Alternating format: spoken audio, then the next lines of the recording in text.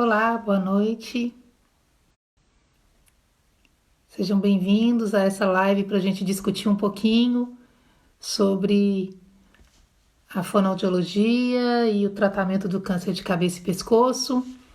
Nós estamos aguardando aqui agora a doutora Elizabeth Carrara, que para compartilhar essa live com a gente. Vamos ver, eu acredito que faltam uns minutinhos para a Beth entrar. E para a gente começar nosso bate-papo. Então, só vamos dar mais uns minutinhos que falta para a gente chamar a Beth. Sejam bem-vindos a todos. Vamos ver.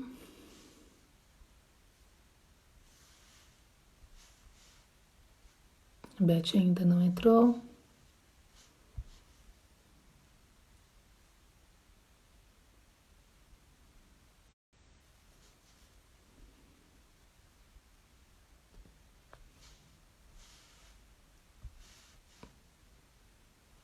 Vamos esperar um pouquinho. Enquanto isso, a gente vai conversando. Então, como todos sabem, esse é um projeto que a gente está fazendo toda segunda-feira, às segundas às 18. A gente conversa sobre o câncer de cabeça e pescoço, focado não apenas no linguajar técnico, mas também no linguajar que tanto o cuidador quanto o paciente consiga entender um pouco as demandas desse tratamento e como é que a equipe multidisciplinar ela entrosa. Então, esse projeto do Grupo Brasileiro de Câncer de Cabeça e Pescoço realmente é para não só para aproximar os conceitos com o paciente e com o seu cuidador, mas também para unir realmente essa essa equipe em torno dessas abordagens, né? Que quando a gente pensa em câncer, você logo pensa de tratamento com câncer, tratamento de equipe multidisciplinar, você pensa muito no cirurgião, no oncologista, no radioterapeuta, mas na cabeça e pescoço, quem trabalha comigo sabe como isso é uma verdade, assim, que não tem como a gente tratar um paciente sem ter do lado a equipe multidisciplinar, a fono, a odonto, a enfermagem, a psicóloga, a nutricionista. Então, o objetivo dessas lives realmente é aproximar todos esse conceito de suporte multidisciplinar, não somente unindo a equipe, a fono entendendo a odonto entendendo a fono, mas também levando esses conceitos para os pacientes e acompanhantes. Acho que agora a doutora Elizabeth pode ter entrado, deixa eu convidá-la aqui. Isso, está aqui.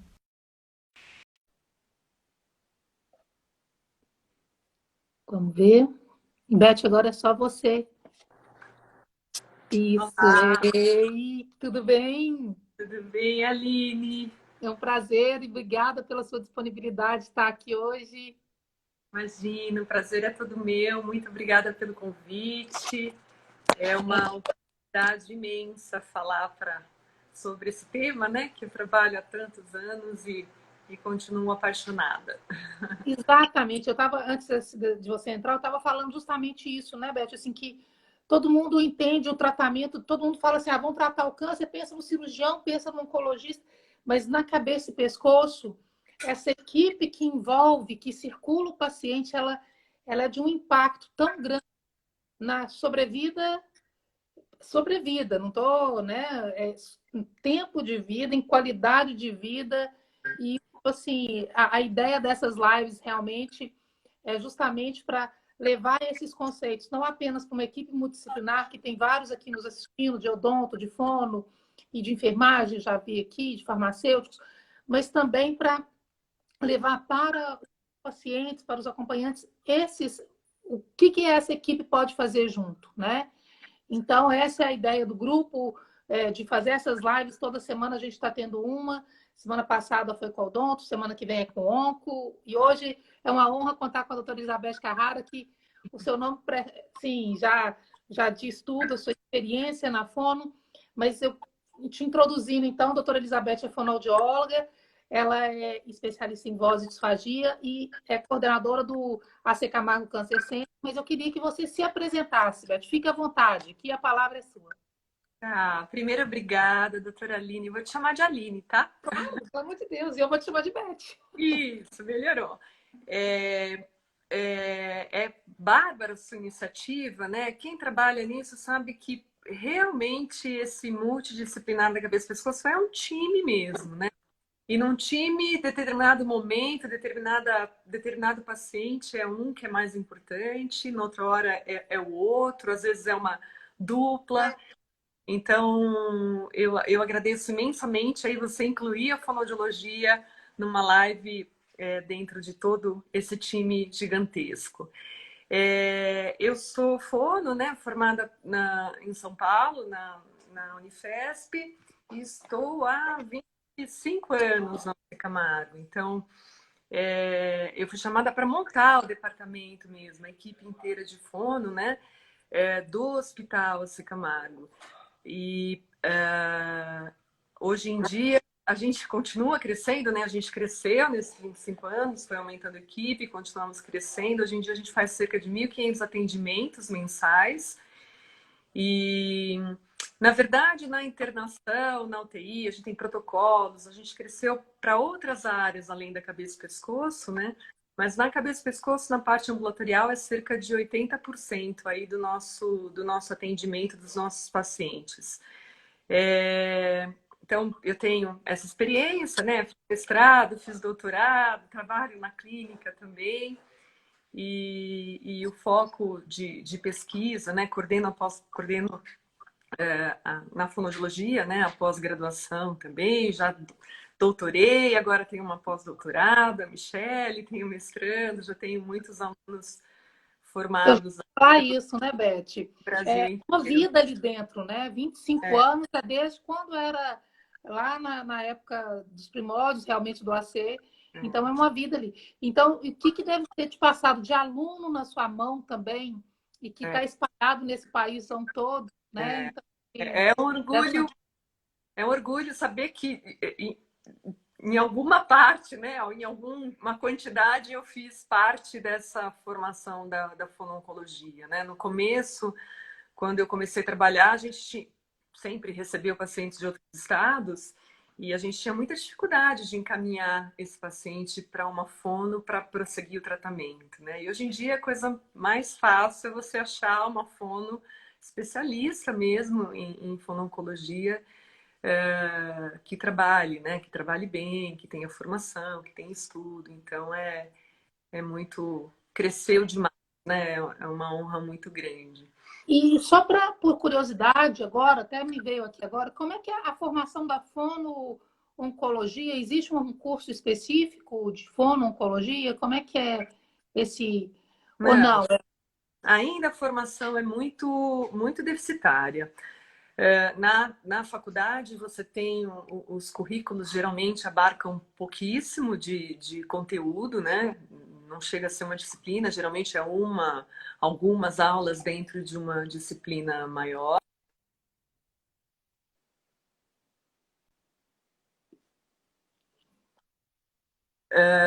E na pós-graduação, você também não tem muitas opções, tem muita opção de curso, né? Hoje em dia a gente tem curso de tudo que a gente queira, que já é uma grande coisa, né? Um grande acesso, mas formação prática, estágio, quase não tem. A gente teve 14 anos um curso de especialização, que eu acho que nesse a gente formou com qualidade, porque teve bastante prática, e aí a gente encerrou, e aí esse ano a gente encerrou por conta de questões burocráticas mesmo, institucionais, e agora esse ano a gente está retomando para voltar com essa formação prática mesmo, né? Que é uma área que só o conhecimento teórico deixa muito a desejar, né? Tanto na parte de disfagia, quanto nos laringectomizados totais, por exemplo. Você tem que ver um paciente, você tem que reabilitar, ter alguma experiência de reabilitação, senão fica muito difícil, né? E até em termos de segurança emocional, né? Isso é uma das questões, né, que eu coloco aqui. A primeira pergunta é o que mais me chama a atenção enquanto oncologista que trata cabeça e pescoço, que nós vamos falar disso, é a disfagia e o que vem por trás dessa disfagia. Aumento de mortalidade, tudo que a gente, às vezes, um congresso que eu fui há uns 2, 3 anos atrás, um apresentador falou assim, olha, a disfagia é a ponta do iceberg, a gente vê a ponta do iceberg e aonde que a fono tem que atuar é naquele iceberg inteiro, porque a taxa de mortalidade, às vezes, tardia, é tão alta por causa dessa disfagia e a gente não está enxergando isso. Mas nós vamos falar isso daqui a pouquinho. Vamos falar um pouquinho da inserção da equipe, da fono na equipe multidisciplinar. Eu gosto muito de dividir, para a gente ficar claro, assim, como é que é a abordagem no sentido... vocês fazem, pensando no paciente com câncer de cabeça e pescoço, vocês fazem uma abordagem pré-operatória ou só pós-operatória? Como é que vocês abordam e como é que você acha que é o ideal, pensando dentro do AC Camargo, que a gente sabe que é um câncer center e é super estruturado, mas pensando naquelas pessoas também que estão CACON, no UNACON, como é que essas pessoas podem se estruturar assim, nesse sentido? Então, tem 3 respostas. Tem a resposta ideal, tem a real e tem a que eu acho, por experiência, né? Então, o ideal é fazer a avaliação pré-operatória, isso está nos livros, a pré-operatória de disfagia, pré-operatória de estudos da comunicação, ela é o ideal. O ideal seria vermos todos esses pacientes para orientar, para, às vezes, até avaliar, se for o caso. A real é que isso não acontece, né? Não acontece num hospital público, às vezes por falta de profissional, enfim, por todas as dificuldades, e não acontece num hospital... O nosso é tudo, né? O nosso é SUS, é convênio, é particular. E não acontece em convênio em hospitais particulares, porque às vezes eles vêm e marcam a cirurgia muito rápido, a nossa agenda não tem vaga, então a gente também não tem corpo clínico, né, fonoaudiólogo, para estar disponível na hora que o paciente precise dessa, né, ali à disposição. Então, na prática, isso não acontece. E o que eu penso, particularmente, da orientação pré-operatória, Aline, é que ela pode ser extremamente importante e pode não ter importância nenhuma, né? Isso depende muito do paciente, né? A gente fez por anos a fio orientações pré-operatórias, às vezes você vai conversar com o paciente, ele está preocupado se ele vai viver, se ele vai sobreviver à cirurgia, ele está preocupado com outras questões que não tem nada a ver com a fala e com a alimentação. E, pelo contrário, você vai ver pacientes que a principal preocupação, que às vezes eles nem estão se importando tanto com câncer, ou porque ele é em estágio mais inicial, ou porque não estão mesmo, ou porque a comunicação ou a alimentação tem um valor muito importante na vida deles, né? Então, essas são as 3 respostas. Mas, assim, pensando, a gente está organizando agora o Cancer Center, né? E esse ano, 2020, 2021, vai ser o centro de referência em cabeça e pescoço. Então, no centro de referência, a ideia é vermos todos os pacientes. Então, é trabalharmos com o ideal, e aí, nesse ideal, assim, o que eu penso que vai acontecer? Que um paciente, eu vou ficar 5 minutos e vou falar assim, olha, eu sou a Beth, eu sou da equipe de fono, eu estou aqui para o que você precisar, né? Aí vai muito da tua sensibilidade interna para ver em que momento que o paciente está e o que ele precisa e consegue ouvir, né? Todo paciente eu vou ter 1, 2, 3 sessões, vou no pré-operatório lá no pós-operatório, na internação, no pós-operatório imediato, e vou estar muito próxima dele, né? Então, essa demanda varia, de acordo... Entendi.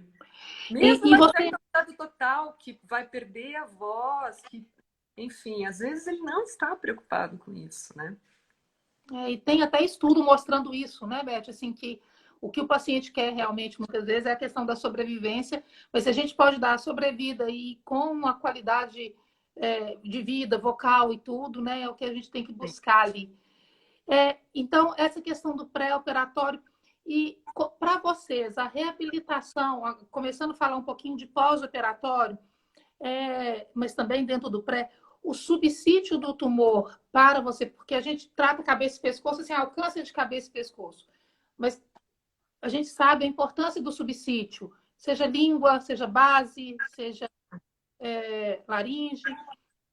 Existe, assim, o que é o maior desafio para o fono, o subsídio que é o maior desafio ou não? Depende do caso, do estadiamento, assim.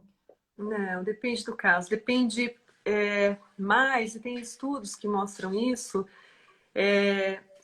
da área ressecada, né? Então, por exemplo, um câncer de língua extenso, com a língua inteira ressecada, é um grande desafio, né? Um tumor inicial de língua não é tão desafiador, um tumor inicial de laringe não é tão desafiador. Então, acho que depende da extensão da ressecção, mas né, língua compromete, palato compromete, laringe pode comprometer muito, né? Todas essas áreas podem comprometer bastante, acho que principalmente faringe também, né? Depende, eu acho que dessa área e depende de múltiplas áreas, né? Se você tem boca e orofaringe, laringe, as cirurgias estendidas também, Uhum. vai cada vez ficando mais desafiador e se você associa a radioterapia, também aí fica o pacotão, né? Na realidade, esse pacotão ele é o mais caro, né? Assim, para o Mas, paciente. é, O desafio de tratar um paciente pós-cirurgia e pós-radioterapia, realmente, assim, ainda mais quando você associa uma quimioterapia junto ainda pós ali, aí que para vocês é muito mais complicado, né? E Aline, voltando só no pré-operatório, acho que tem, tem estudos, né? A gente tem um estudo da Renata Guedes, que foi minha doutoranda, a gente fez com ressonância magnética funcional do cérebro de pacientes que vão se submeter a uma glossectomia, né? E o que a gente viu? A ideia, na verdade, é até uma linha de pesquisa em que a gente pretende ver reabilitação, porque hoje em dia a gente tem os conhecimentos da neuroplasticidade que aprimoraram muito, né, a nossa reabilitação do câncer de cabeça e pescoço. Mas no estudo da Renata, o que a gente viu? A gente viu que os pacientes, na presença do tumor, ou seja, no pré-operatório, eles já mudam a ativação cortical. Então, talvez, né, pensando novamente no ideal e, obviamente, com pesquisas suportando isso, mas talvez, e as áreas que estão alteradas no cérebro, na presença de um tumor, são áreas que estão relacionadas com o planejamento motor, né? Você tem menos ativação de áreas motoras, né, que vão ser necessárias no pós-cirúrgico. Então, um futuro aí, né, talvez seja atender esses pacientes não só no objetivo de orientação, né, como é o tradicional, mas talvez dando condições desse paciente chegar num pós-operatório em nível de ativação cortical, em nível motor melhor, né? É só talvez o vislumbre de um futuro médio próximo, vamos dizer assim. Mas isso é sensacional, assim, você está falando, então, tem algum estudo nesse sentido, Beth, agora, em andamento, assim, essa ativação cortical ou não? Ainda não. A tese da Renata foi o primeiro estudo no mundo, né? Foi com 6 pacientes só e mostrou isso, essa ativação reduzida no pré-operatório, né? Comparando com um grupo de indivíduos normais. A gente não tem dados Certo. ainda. Não, eu estou perguntando se vocês já fizeram, por exemplo, se vocês já desenharam um estudo no sentido de um grupo que já vai fazer o pré-operatório baseado na plasticidade aí, e um estudo e um outro Ainda não. grupo não, ainda não está desenhado. Ainda não Mas vocês têm tivemos. que ver que é muito bacana. É uma linha muito bonita, né? E que eu acho que traz, né? O estudo do cérebro, na verdade, ele traz muito conhecimento para a reabilitação. Mas é um estudo caro, é um estudo Sim, que sem dúvida. difícil, né? Intelectualmente falando, né? É uma área que a gente não domina mas é o futuro. A gente vai chegar lá.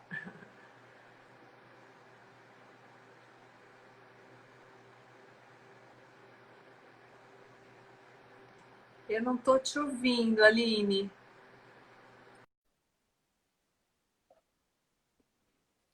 Vamos ver. Beth, agora é só você. Isso. Olá, Ei, tudo bem? tudo bem, Aline? É um prazer e obrigada pela sua disponibilidade de estar aqui hoje. Imagina, o prazer é todo meu. Muito obrigada pelo convite. É uma oportunidade imensa falar sobre esse tema, né? Que eu trabalho há tantos anos e continuo apaixonada. Exatamente. Eu estava, antes de você entrar, eu estava falando justamente isso, né, Beth? Assim, que todo mundo entende o tratamento, todo mundo fala assim, vamos tratar o câncer, pensa no cirurgião, pensa no oncologista, mas na cabeça e pescoço, essa equipe que envolve, que circula o paciente, ela é de um impacto tão grande na sobrevida, não estou, né? Em tempo de vida, em qualidade de vida. E, assim, a ideia dessas lives realmente é justamente para levar esses conceitos, não apenas para uma equipe multidisciplinar, que tem vários aqui nos assistindo, de odonto, de fono e de enfermagem, já vi aqui, de farmacêuticos, mas também para levar para os pacientes, para os acompanhantes, o que essa equipe pode fazer junto, né? Então, essa é a ideia do grupo, de fazer essas lives. Toda semana a gente está tendo uma. Semana passada foi com o Odonto, semana que vem é com o Onco. E hoje é uma honra contar com a doutora Elizabeth Carrara, que o seu nome, sim, já diz tudo, a sua experiência na fono. Mas eu te introduzindo, então, a doutora Elizabeth é fonoaudióloga, ela é especialista em voz e disfagia e é coordenadora do AC Camargo Câncer Center, mas eu queria que você se apresentasse, Beth. Fique à vontade, que a palavra é sua. Primeiro, obrigada, doutora Aline. Vou te chamar de Aline, tá? Claro, pelo amor de Deus, e eu vou te chamar de Beth. Isso, melhorou. É bárbara a sua iniciativa, né? Quem trabalha nisso sabe que realmente esse multidisciplinar da cabeça e pescoço é um time mesmo, né? E num time, determinado momento, determinado paciente é um que é mais importante, na outra hora é o outro, às vezes é uma dupla.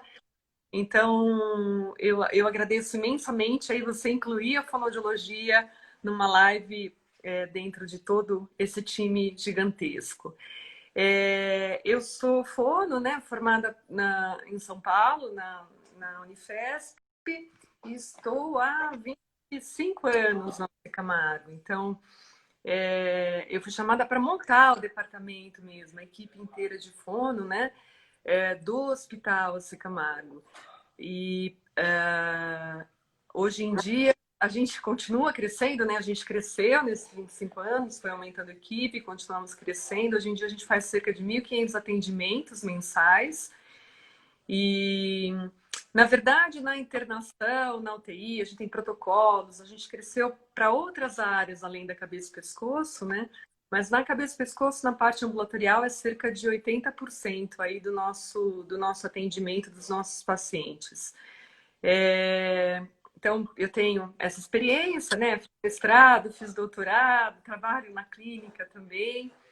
E o foco de pesquisa, né? Coordeno na fonoaudiologia, na pós-graduação também, já doutorei, agora tenho uma pós-doutorado, a Michele, tenho mestrando, já tenho muitos alunos Eu já formados no falar isso, né, Beth? Brasil Uma inteiro. vida ali dentro, né? 25 É, anos, é desde quando era lá na época dos primórdios, realmente, do AC. Então, é uma vida ali. Então, o que deve ter te passado de aluno na sua mão também, e que é, está espalhado nesse país todo, né? é, Então, assim, é um deve ser orgulho, é um orgulho saber que em alguma parte, né, em alguma quantidade, eu fiz parte dessa formação da fono-oncologia, né? No começo, quando eu comecei a trabalhar, a gente sempre recebeu pacientes de outros estados e a gente tinha muita dificuldade de encaminhar esse paciente para uma fono para prosseguir o tratamento, né? E hoje em dia a coisa mais fácil é você achar uma fono especialista mesmo em fono-oncologia que trabalhe, né? Que trabalhe bem, que tenha formação, que tenha estudo. Então, é muito... Cresceu demais, né? É uma honra muito grande. E só por curiosidade agora, até me veio aqui agora, como é que é a formação da fono-oncologia? Existe um curso específico de fono-oncologia? Como é que é esse... Ou Não, não? ainda a formação é muito deficitária. Na faculdade, você tem os currículos geralmente abarcam pouquíssimo de conteúdo, né? Não chega a ser uma disciplina, geralmente é algumas aulas dentro de uma disciplina maior.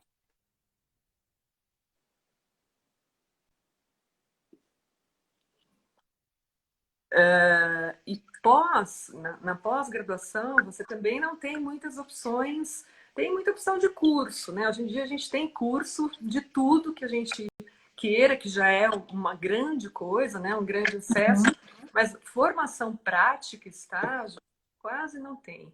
A gente teve 14 anos um curso de especialização, que eu acho que nesse a gente formou com qualidade, porque teve bastante prática, e aí a gente encerrou, e aí esse ano a gente encerrou por conta de questões burocráticas mesmo, institucionais, e agora esse ano a gente está retomando para voltar com essa formação prática mesmo, né? Que é uma área que só o conhecimento teórico deixa muito a desejar, né? Tanto na parte de disfagia, quanto nos laringectomizados totais, por exemplo. Você tem que ver um paciente, você tem que reabilitar, ter alguma experiência de reabilitação, senão fica muito difícil, né? E até em termos de segurança emocional, né?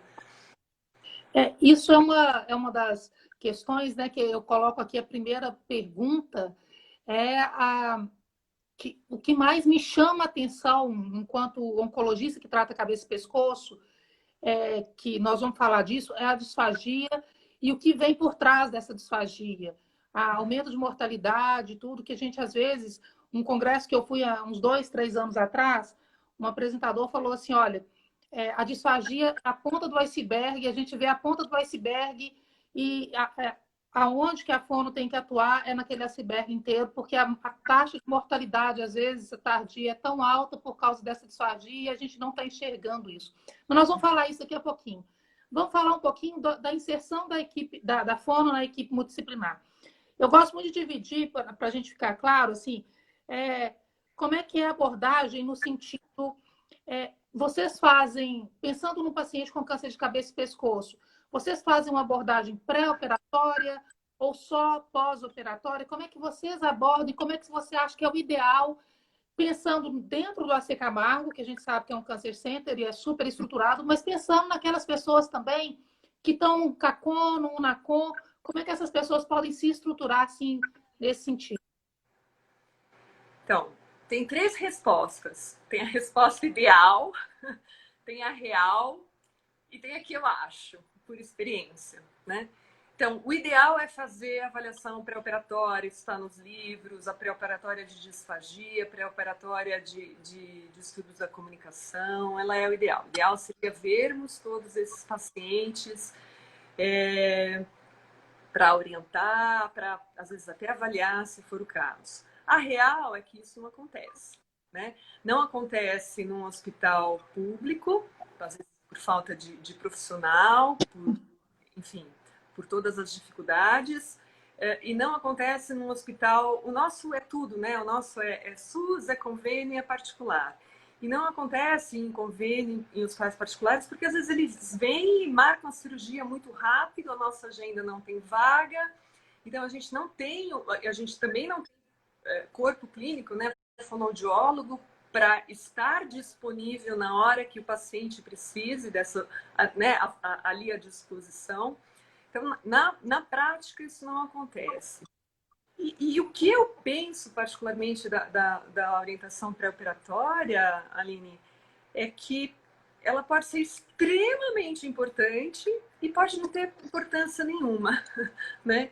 Isso depende muito do paciente, né? A gente Uhum. fez por anos a fio orientações pré-operatórias, e às vezes você vai conversar com o paciente ele está preocupado se ele vai viver, se ele vai sobreviver à cirurgia, ele está preocupado com outras questões que não tem nada a ver com a fala e com a alimentação.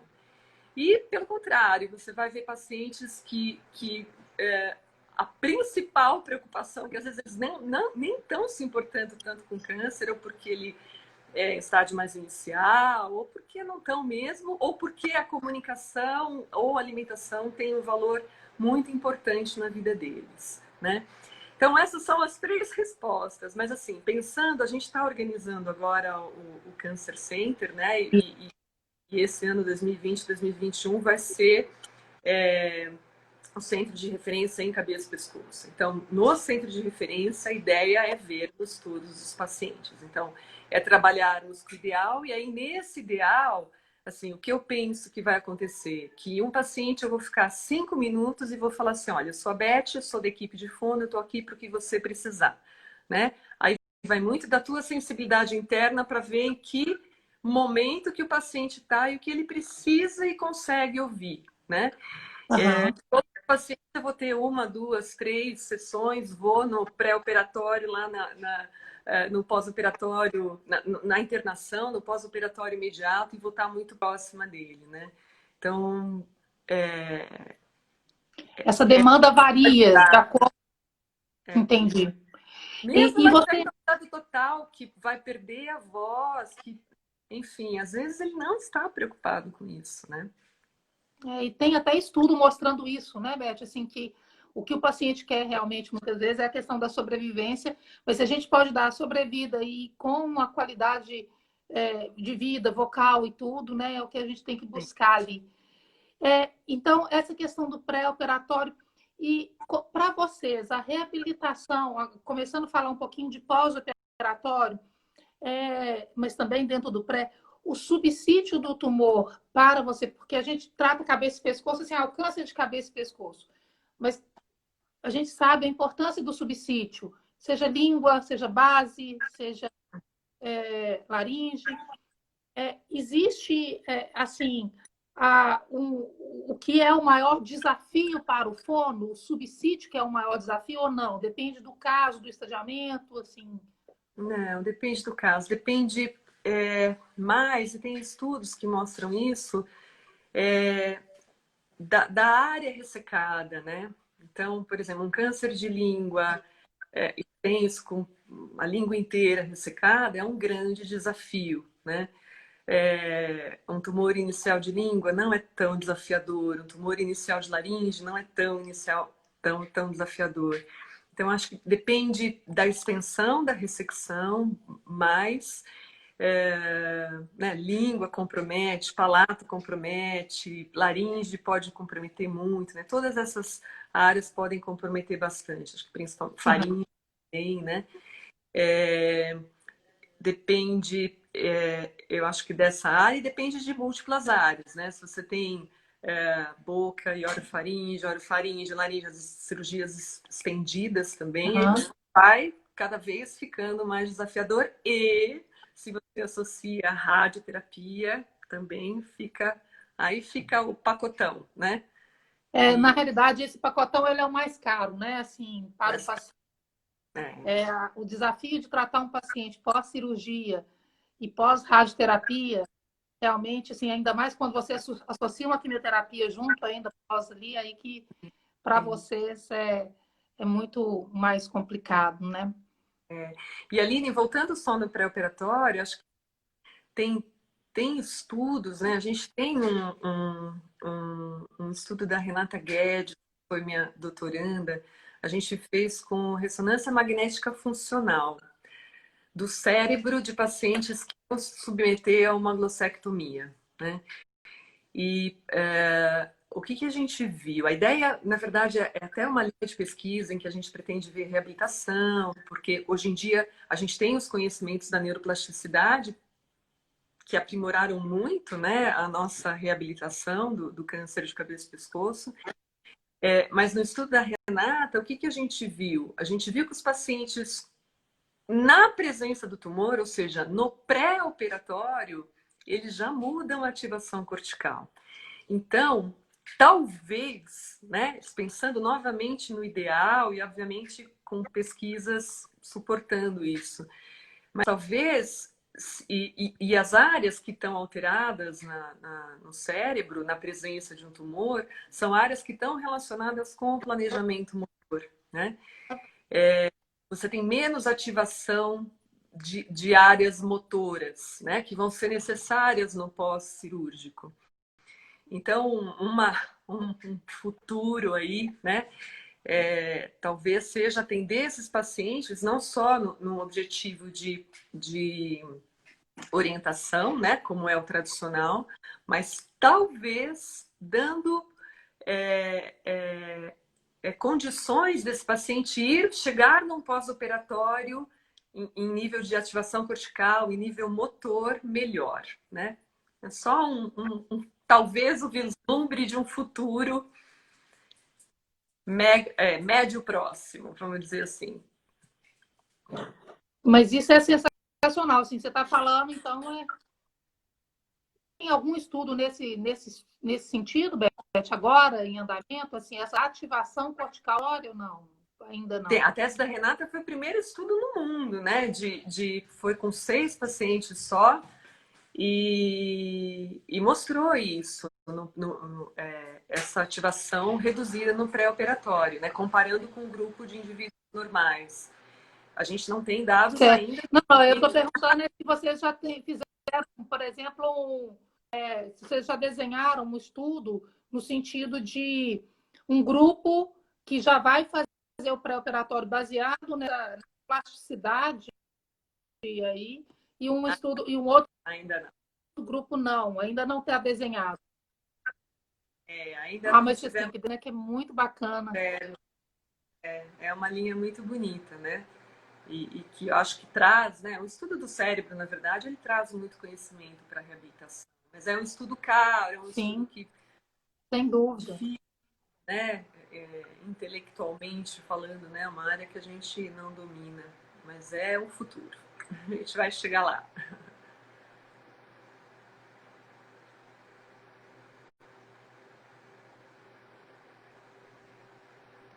Eu não estou te ouvindo, Aline. Oi. Essas lives têm esse problema. Voltou? Agora voltou, Flávia? Voltou? Sim. Então vamos lá. Acho que agora voltou. Vamos ver se voltou mesmo. Ok, voltou. Tá. Então, o que eu estava falando é que isso que você traz, assim, esse insight que você traz da ressonância e dessa plasticidade, mostra realmente até a importância da gente atuar precocemente nesses casos, que talvez tem mais coisas ainda, é o famoso iceberg da disfagia que eu estava falando, mas tem muito mais coisa aí que a gente não está sabendo nesse sentido, né? E você trabalhando nisso, Beth, nessa questão, então, que a gente estava falando da reabilitação, uma das coisas que eu queria discutir mais é que eu trouxe 3 temas principais, que são os que mais me chamam a atenção na reabilitação, no tratamento fonoaudiológico, que é a disfagia, que é o trismo, e, na realidade, disfagia, trismo e reabilitação vocal. Então, como a questão da disfagia, eu queria que você falasse um pouquinho assim, como é que tanto a parte de fisiopatologia, mas principalmente a parte de reabilitação, como é que vocês abordam esses casos e como é que você conduz esses pacientes nessa situação? A gente tem entrado cada vez mais precocemente nesses pacientes, né, pós-cirúrgicos. Antes a gente realmente esperava o encaminhamento do cirurgião, 15 dias depois, né, mais ou menos nesse intervalo. Hoje em dia, em alguns casos, a gente entra no pós-cirúrgico imediato, durante a internação, para trabalho com sensibilização, com deglutição de saliva. Isso eu até andei procurando recentemente na literatura, você não tem quase nada escrito, mas a gente vê na prática que a gente pode acelerar o processo de reabilitação entrando precocemente, né? O próprio cirurgião não tem também essa tradição de encaminhar para a gente já na internação, né? Mas você não aumenta o risco de aspiração? Desculpa te cortar. Muito Não, precoce? não necessariamente. Você vai trabalhar com saliva nesse momento, até porque a gente não pode fazer nada que comprometa a cirurgia, a cicatrização, enfim. Mas a gente pode fazer técnicas de sensibilização mesmo, né? De ele perceber mais a boca, às vezes tem edema, então coisas pouco invasivas que podem ter uma resposta pensando num paciente recém-operado, né? Sem aumentar riscos de forma nenhuma. E depois ele vem, então, quando a gente faz esse trabalho, às vezes a gente nem inicia a alimentação, realmente é só com estimulação indireta, e depois ele vem para a gente no ambulatório, né? E aí a ideia, quando vem com traqueostoma, a ideia é ir trabalhando esse traqueostoma para ir trocando de uma plástica para uma metálica e desmamando isso. E avaliando a deglutição, né? Geralmente, pela fisiopatologia, como você falou, pelo sítio tumoral, a gente já consegue fazer uma ideia muito grande de quais são as dificuldades, né? Se aspira ou porque o sítio tumoral e a extensão do tumor, você já consegue, né, ter um mapa, pelo menos mental, do que ele vai Desenvolver. isso, que tipo de disfagia ele tem, se é oral, se é faríngea, se aspira antes da deglutição, se é depois, que alimento mais ou menos provavelmente vai ser o melhor, qual alimento provavelmente vai ser o mais complicado. E aí a gente faz a avaliação clínica mesmo em cima disso, né? Tem toda uma discussão se a gente avalia, já encaminha ele para videofluor antes de Era a minha próxima pergunta. iniciar a reabilitação. Isso já foi, olha, a gente sempre discute isso. Hoje em dia, você pega um laringectomizado supraglótico, é 100% de chance que ele aspire em líquido. Para que você vai pedir um exame? Acho que eticamente, em termos de pesquisa, lindo, protocolo. Mas eticamente, eu vou precisar muito mais desse exame na hora que eu tiver 2, 3 sessões de fono, que ele já sabe seguir as orientações, do que eu colocá-lo numa sala, pedir para fazer uma manobra que ele nem vai conseguir fazer, eu nem vou conseguir avaliar a efetividade da manobra. Então, hoje em dia, o nosso protocolo é avaliar, né, clinicamente, se tem chance de aspiração silente, né, por algum motivo. Aí, obviamente, a avaliação clínica ela não é 100% confiável, né? Então, a gente encaminha para a videofluoroscopia. Senão, a gente segue na avaliação clínica e depois encaminha. Então, a ideia é essa. A gente faz a avaliação clínica e já na avaliação a ideia já é tentar, se o paciente tem uma condição pulmonar, né, satisfatória, né, não tem história de pneumonias, enfim, a gente já entra com alguma consistência que seja minimamente, né, uma vez por dia, pouca quantidade. E aí a gente vai progredindo esse tempo, ao mesmo tempo que a gente vai no grande princípio da reabilitação na cabeça e pescoço, que é o quê? Maximizar as estruturas remanescentes, né?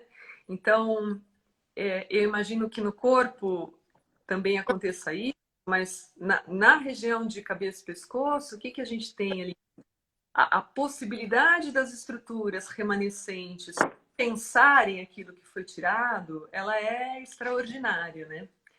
Então, esse é o nosso foco. Então, a gente vai avaliar o que foi retirado, vai avaliar o que sobrou, né? Falando de forma bem. E aí a gente vai entender se ele está aspirando, por que ele está aspirando, e maximizar essas estruturas, tentando compensar essa aspiração, pensando no paciente que aspira, que geralmente é o mais grave e é o primeiro foco, né? E aí, então, você vai entrar já com treino de alimentação, ele tem que aprender a deglutir de uma outra forma, ele só vai aprender a deglutir deglutindo. Então, o alimento ele tem que entrar o quanto antes, obviamente com toda a segurança possível. E isso, às vezes, envolve a conversa com todo o time para saber se a gente pode ou não, não só com o cirurgião, mas com o nutricionista, com o pneumo, enfim. E, ao mesmo tempo, dando exercícios que vão subir, né, essa condição das estruturas remanescentes para que eu vá paralelamente aumentando quantidade, aumentando consistência, mudando sabor. Então, isso tudo vem junto, né? A gente estava falando... Ah, desculpa, pode ir. É muito comum, principalmente pacientes mais carentes, você ter grande perda de peso associada, né, ao diagnóstico. Ai, travou. Essa perda de peso, assim, voltando um pouquinho, essas estruturas remanescentes, elas têm que ser acima do normal para compensar aquela que foi tirada, né?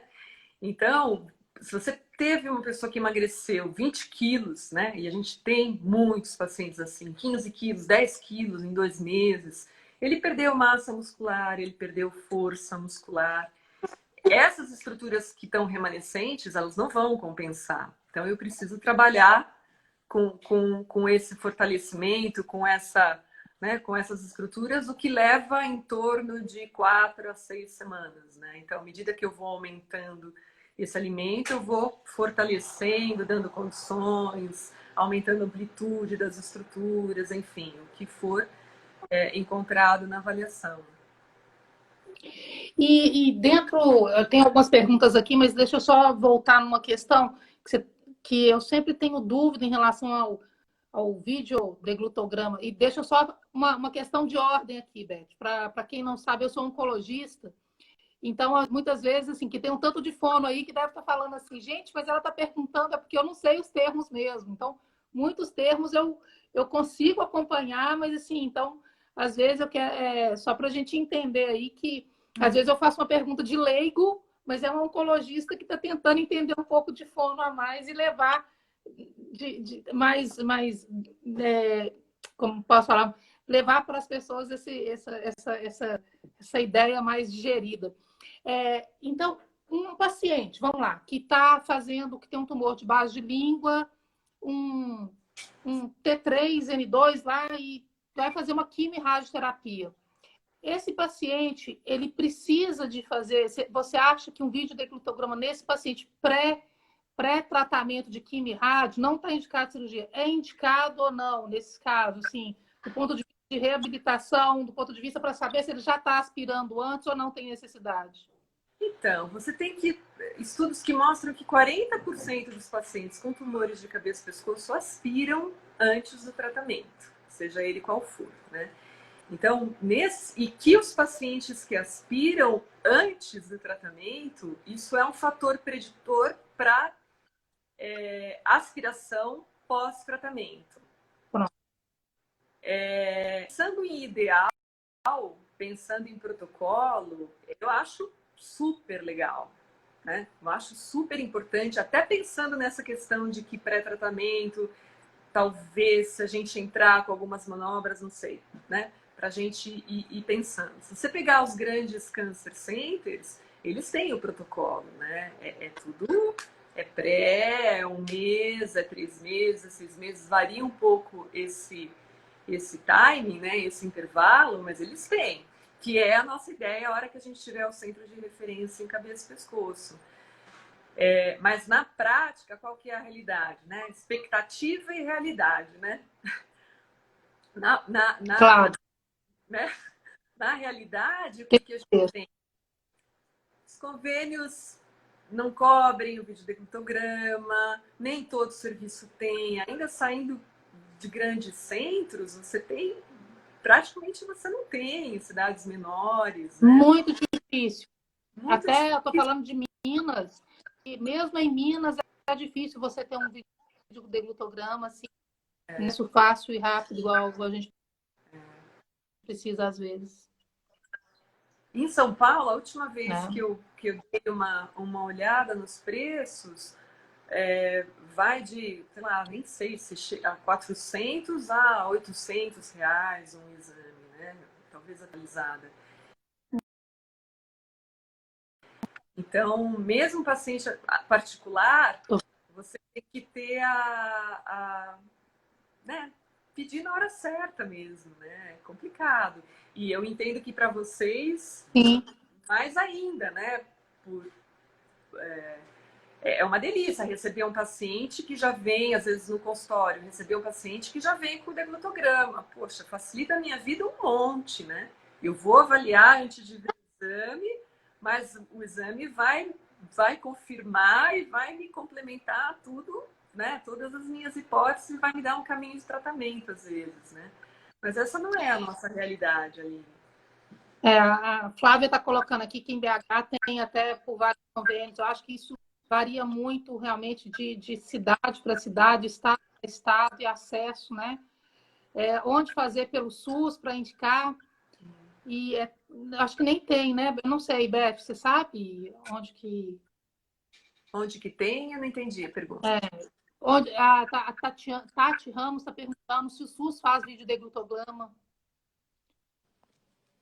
Faz. Acho que tem lugares que fazem. A gente faz pelo SUS, na Camargo também.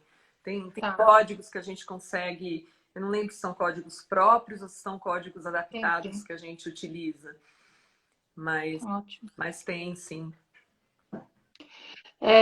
Eu acho que esse retorno que as pessoas dão de falando que Manaus ou BH, isso é importante para a gente saber que realmente tem acesso. E saber utilizar, igual você falou, saber usar na hora certa, que vai adicionar e vai trazer valor para o paciente também, né? Não só no sentido acadêmico, né? Mas também no sentido de acrescentar alguma coisa na condução do tratamento dele. Sim. Né? Uma pergunta, agora uma outra, caminhando então para essa questão só um dos casos mais graves que um dos casos mais emblemáticos que eu já tive com fono, Beth. Tive um paciente, meu primeiro paciente de imunoterapia era um paciente com um tumor orofaringe recidivado. E esse paciente, ele teve acesso à imunoterapia na época, que tinha acabado de chegar no Brasil. E esse paciente, ele fez 2 cirurgias na língua.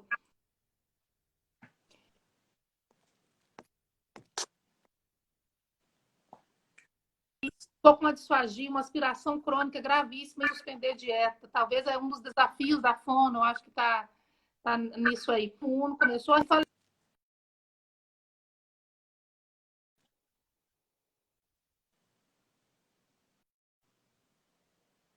Tá quebrando um pouco para mim.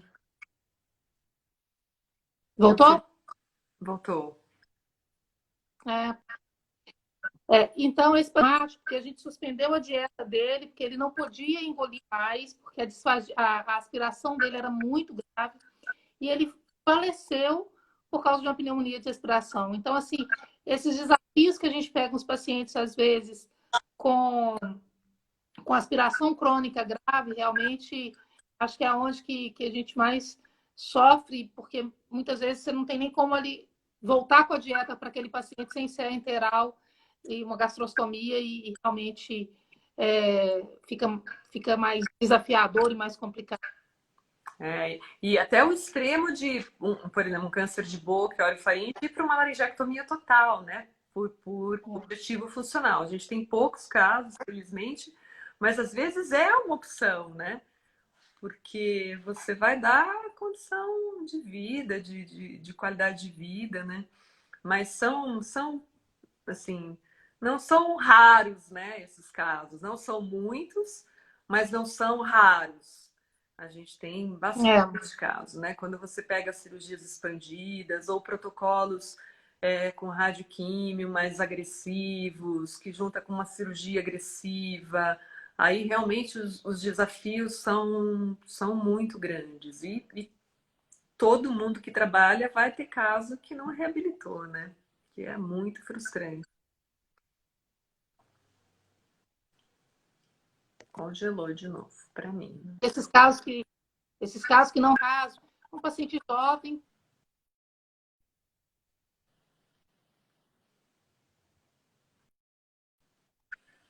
Voltou? Voltou. Desculpe. Acho que agora deu.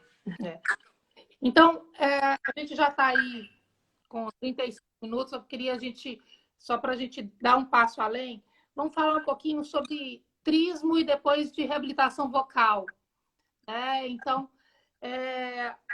um pouquinho dessa questão que a gente falou da disfagia, um pouquinho dessa questão da aspiração, e como é que essa questão do paciente, da reabilitação vocal? Como é que você avalia qual forma de reabilitação vocal naquele paciente? Qual que é o melhor caminho para aquele paciente? Vamos falar um pouquinho disso, né? Do laringectomizado. Então, pensando no laringias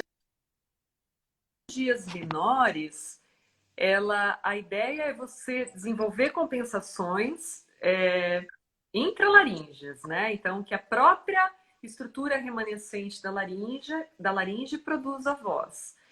Então, por exemplo, se for uma cirurgia pequenininha na corda vocal, você consegue desenvolver uma compensação lógica mesmo, né? A corda vocal mesmo, com aquela corda vocal remanescente, ela consegue vibrar, às vezes com vozes muito boas, às vezes com vozes não tão boas, e aí a gente trabalha as outras estruturas, até a respiração, a projeção da voz, a ressonância para compensar. Cirurgias maiores, parciais mais maiores ou subtotais, você já vai entrar ativando, tentando ativar outras estruturas. Então, a prega falsa, as pregas vestibulares, a supraglote. Tem paciente que vibra epiglote com aritenoide, né? Que ficam vozes roucas, às vezes, vozes graves, até parecidas com vozes esofágicas, mas que permitem a comunicação. O grande nesses casos acaba sendo, o grande objetivo é comunicação, é a funcionalidade da comunicação e não a estética, a qualidade de voz, que também, né, em alguns casos mais leves, também vai ser. Nos casos mais avançados, onde eu tenho a retirada total da laringe, a gente tem os 3 métodos de reabilitação, né? Ou a voz esofágica, ou a prótese, ou o vibrador. E a conduta é você falar dos 3 e você sentir, né, dos 3. Normalmente, quando você fala das 3 opções, o próprio paciente acaba se direcionando para o que tem a maior efetividade, que é a prótese traqueoesofágica. Hoje em dia está bem desenvolvida no Brasil, a gente tem uma assessoria forte,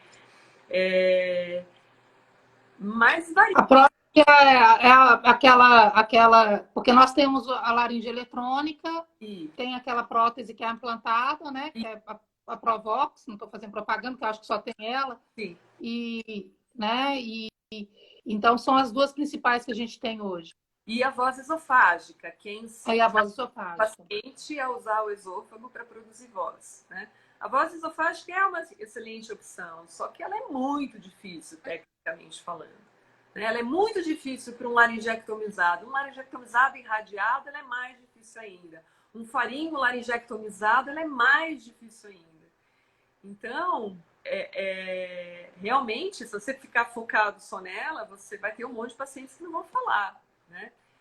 Uhum. O vibrador laríngeo, a gente tem muitos pacientes que não aceitam. Assim, aí a gente tenta trabalhar, você olha, é feio? Ok. Você acha feio, você acha metálico, você acha robotizado, mas você não tem que pensar na beleza, você tem que pensar na comunicação nesse momento. Depois a gente conversa beleza. Porque às vezes o paciente vai colocar a prótese depois de alguns meses, por vários motivos. Esse tempo que ele vai ficar sem se comunicar, às vezes gera tanta ansiedade que vai atrapalhar toda a reabilitação lá na frente. Se ele tiver a forma de reabilitação, isso vai ajudá-lo. Então, vai, né, de não aceitar essa negativa para a laringe eletrônica e, né, transformar isso numa ação, pelo menos temporária, né? Não sei se era isso que a sua pergunta dos métodos. A taxa de sucesso com a prótese ela é altíssima, né? Então, a gente passou por um período histórico aí na fonoaudiologia, que não, prótese não, melhor é a voz esofágica. Tá, se você tivesse um parente seu que fizesse uma laringectomia total, né? Tem paciente que não tem perfil para aprender alguma coisa. Você pega um cara de 70 anos, às vezes ou ele não tem perfil de personalidade, ou ele tem que trabalhar o quanto antes e não vai passar por um processo que geralmente é muito mais demorado. Então, né, vai a análise E o de... acesso, Beth? Oi? E o acesso à prótese? Então, hoje em dia o acesso está muito mais fácil, né? Tanto em termos de SUS quanto em termos de convênio, né? Hoje a realidade mudou da água para o vinho. Antes só paciente particular colocava prótese. Hoje tem a Isso. CB, né, que está fazendo um trabalho belíssimo aí para conseguir, desde a prótese até o vibrador, até os insumos para os pacientes SUS, e vem um crescendo aí de atingir cada vez mais estados, cada vez mais pacientes. Então, melhorou muito e eu acho que ainda vai melhorar, né? Toda a parte de reabilitação pulmonar, né? Que são os adesivos, os filtros para o pulmão, que não só tem literatura que comprova melhora, como o paciente que usa conta, né? Que é água e vinho quando ele usa o filtro para secreção, para tosse, né? E que, assim, em São Paulo a gente não tem, acabou de ser conseguido, né? E então a gente tem, eu tenho pouquíssimos pacientes que fazem a reabilitação pulmonar. E esses que fazem, eles contam. Se ficou uma semana sem, já aumenta a secreção muito, né? Então melhora muito saúde e qualidade de vida, né? É aquela velha história da equipe junta, né? É, é. Hum, E a gente né? precisava, Você tem tudo integrado. porque por mais que você saiba que é importante, eu saiba que é importante, tem que ter alguém que vá atrás, né? Que saiba fazer, que saiba pedir dinheiro, que saiba mobilizar político, né? Então, hoje em dia, a gente tem uma associação trabalhando forte para isso, que é um grande ganho para os...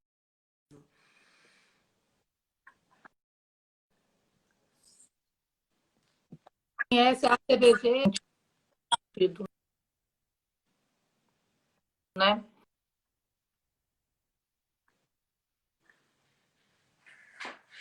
Eu não consigo ver perguntas e comentários, Aline. Acho que você deve estar É, conseguindo. Eu não estou vou falando nada. voltar acontecendo com essa internet toda.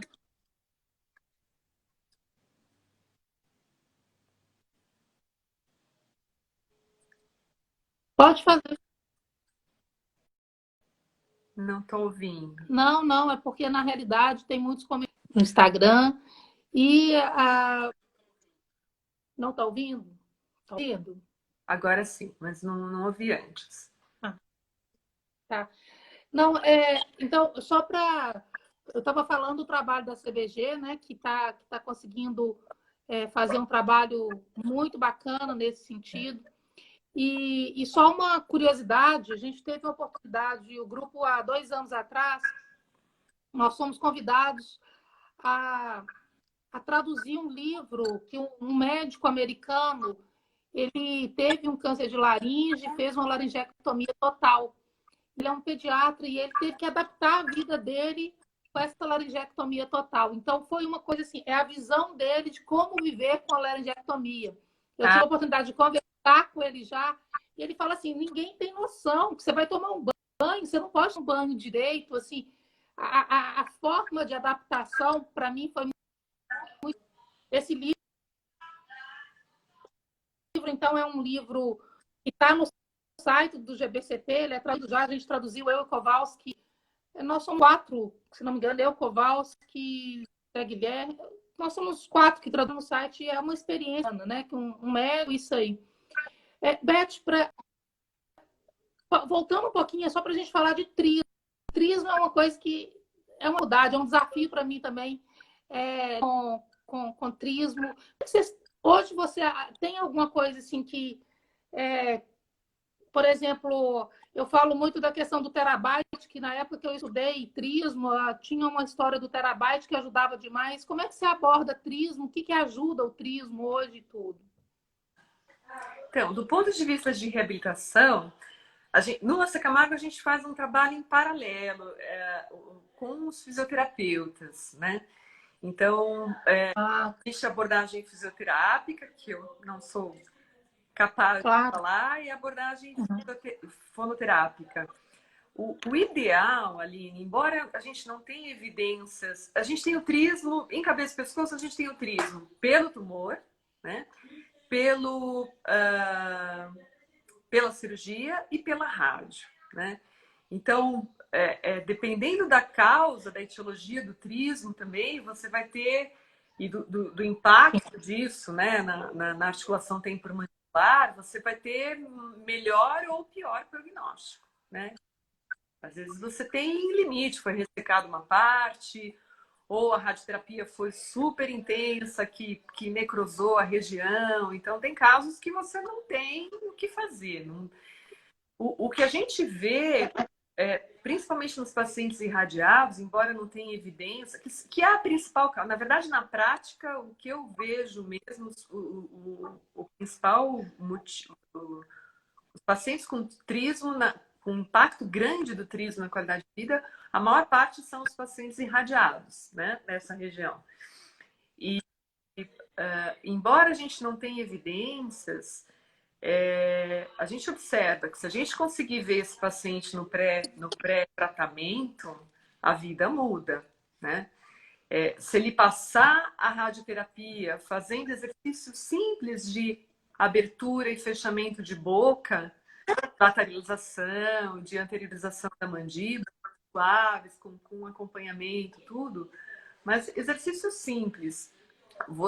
A impressão que a gente tem, né? Só que é uma impressão de 25 anos, é de você chegar no final da radioterapia melhor, com menos impacto. Em disfagia, isso, a gente acabou não falando tanto de radioterapia. Em disfagia, a gente já tem clinical trials que, se você começar na radioterapia, no pré, no durante, você chega no pós melhor, né?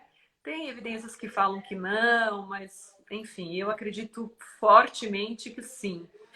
E no trismo, eu acho que... Você começa a tratar antes a disfagia, nesse pré? No paciente irradiado, é que eu acabei focando as respostas para a cirurgia, mas no paciente irradiado, sim, no paciente irradiado, a ideia é você entrar com exercícios antes.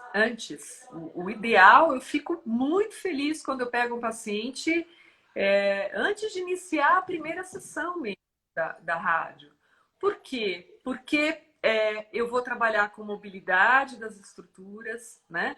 Ele vai passar, antes de o primeiro sintoma, que é por volta do 15º dia, ele já tem um trabalho de mobilidade, ele já tem um trabalho de força, se por acaso ele perdeu peso aí no meio do caminho, tem um trabalho de conscientização, né, de todas as estruturas.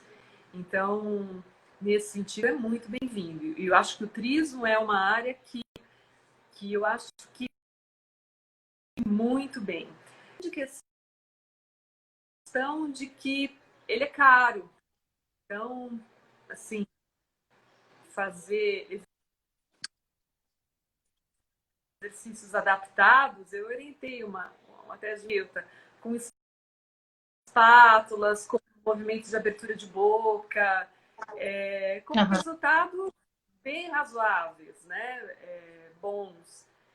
Então, a gente não tem. Assim, a gente fala que existe, para um paciente mais diferenciado, a gente fala que existe, mas são poucos, né? Os que acabam. Nosso maior público são pacientes de convênio, e o paciente de convênio também não tem grandes condições, né, de adquirir o aparelho. Você falou em relação à questão da disfagia, eu fiquei muito interessada nessa parte de exercícios pré-rádio, durante rádio. Você segue algum, por exemplo, do MD Anderson, você segue alguma? E a outra pergunta que está aqui, para você, fono, faz muita diferença o tipo de radioterapia 3D e... Oi. Essas lives têm esse problema. Voltou? Agora voltou? Flávia, voltou? Sim. Então vamos lá. Acho que agora voltou. Vamos ver se voltou mesmo. Ok, voltou. Tá. Então, o que eu estava falando é que isso você traz, assim, esse insight que você traz da ressonância e dessa plasticidade, mostra realmente até a importância da gente atuar precocemente nesses casos, que talvez tem mais coisas ainda, é o famoso iceberg da disfagia que eu estava falando, mas tem muito mais coisa aí que a gente não está sabendo nesse sentido, né? E você trabalhando nisso, Beth, nessa questão, então, que a gente estava falando da reabilitação, uma das coisas que eu queria discutir mais é que eu trouxe 3 temas principais, que são os que mais me chamam a atenção na reabilitação, no tratamento fonoaudiológico, que é a disfagia, que é o trismo na realidade, disfagia, trismo e reabilitação vocal. Então, como a questão da disfagia, eu queria que você falasse um pouquinho assim, como é que tanto a parte de fisiopatologia, mas principalmente a parte de reabilitação, como é que vocês abordam esses casos e como é que você conduz esses pacientes nessa situação? A gente tem entrado cada vez mais precocemente nesses pacientes, né, pós-cirúrgicos. Antes a gente realmente esperava o encaminhamento do cirurgião, 15 dias depois, né, mais ou menos nesse intervalo. Hoje em dia, em alguns casos, a gente entra no pós-cirúrgico imediato, durante a internação, para trabalho com sensibilização, com deglutição de saliva.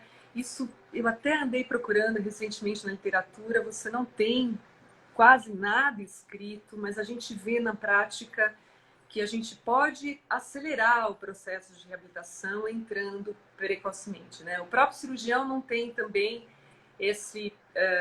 essa tradição de encaminhar para a gente já na internação, né? Mas você não aumenta o risco de aspiração? Desculpa te cortar. Muito Não, precoce? não necessariamente. Você vai trabalhar com saliva nesse momento, até porque a gente não pode fazer nada que comprometa a cirurgia, a cicatrização, enfim. Mas a gente pode fazer técnicas de sensibilização mesmo, né? De ele perceber mais a boca, às vezes tem edema, então coisas pouco invasivas que podem ter uma resposta pensando num paciente recém-operado, né? Sem aumentar riscos de forma nenhuma. E depois ele vem, então, quando a gente faz esse trabalho, às vezes a gente nem inicia a alimentação, realmente só com estimulação indireta, e depois ele vem para a gente no ambulatório, né?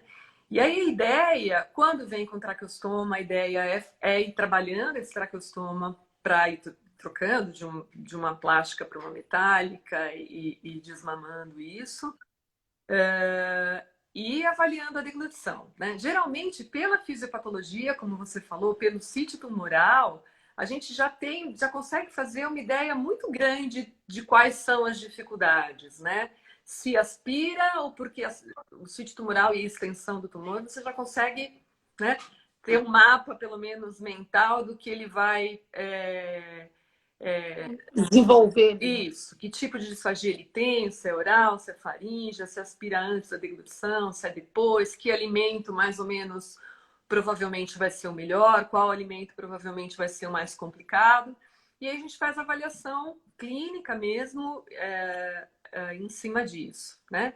Tem toda uma discussão se a gente avalia, já encaminha ele para videofluor antes de Era a minha próxima pergunta. iniciar a reabilitação. Isso já foi, olha, a gente sempre discute isso.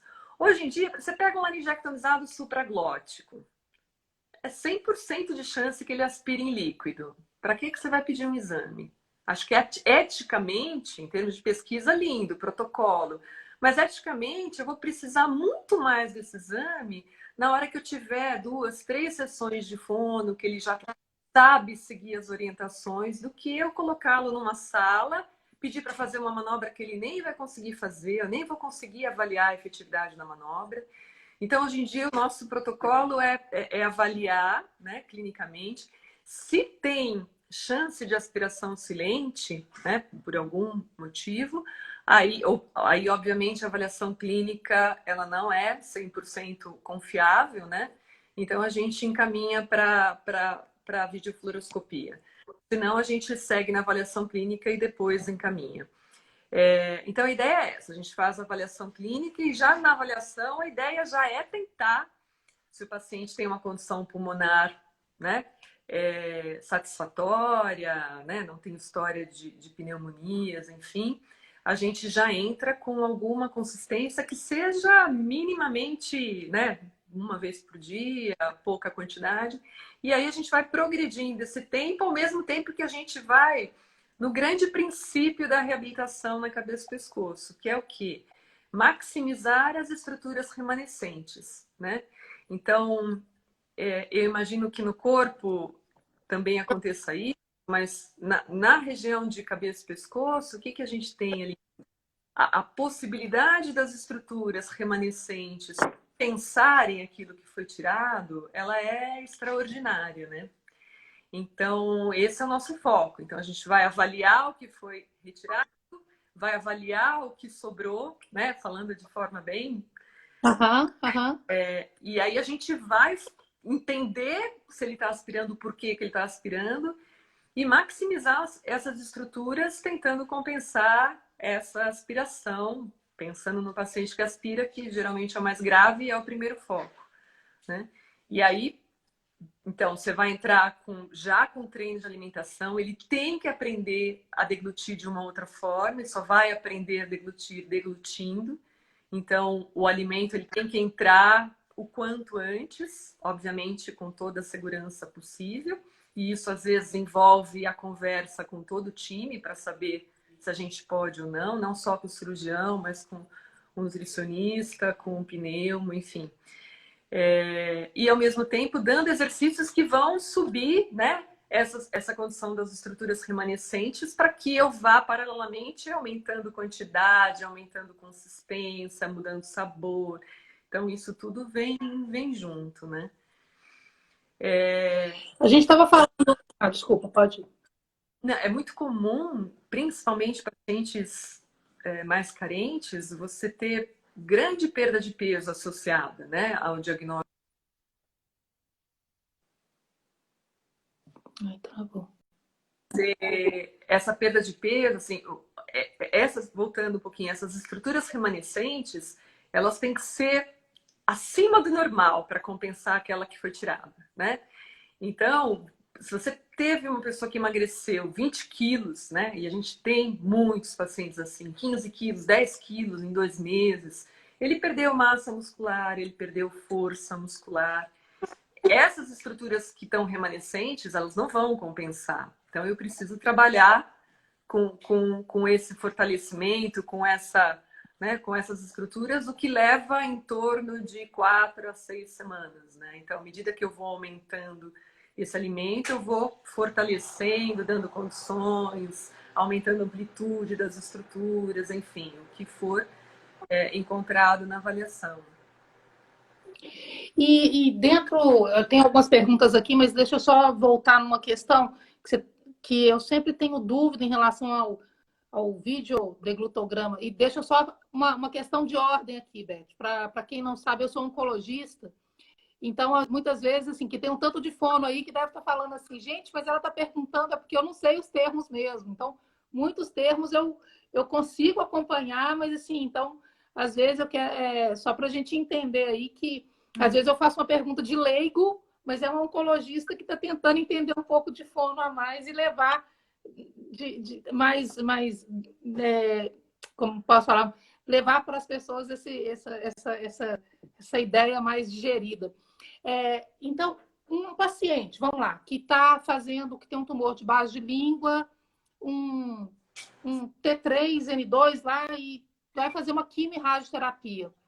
Esse paciente, ele precisa de fazer... Você acha que um vídeo declutograma nesse paciente pré-tratamento de quimio-rádio não está indicado cirurgia? É indicado ou não, nesses casos, assim, do ponto de vista de reabilitação, do ponto de vista para saber se ele já está aspirando antes ou não tem necessidade?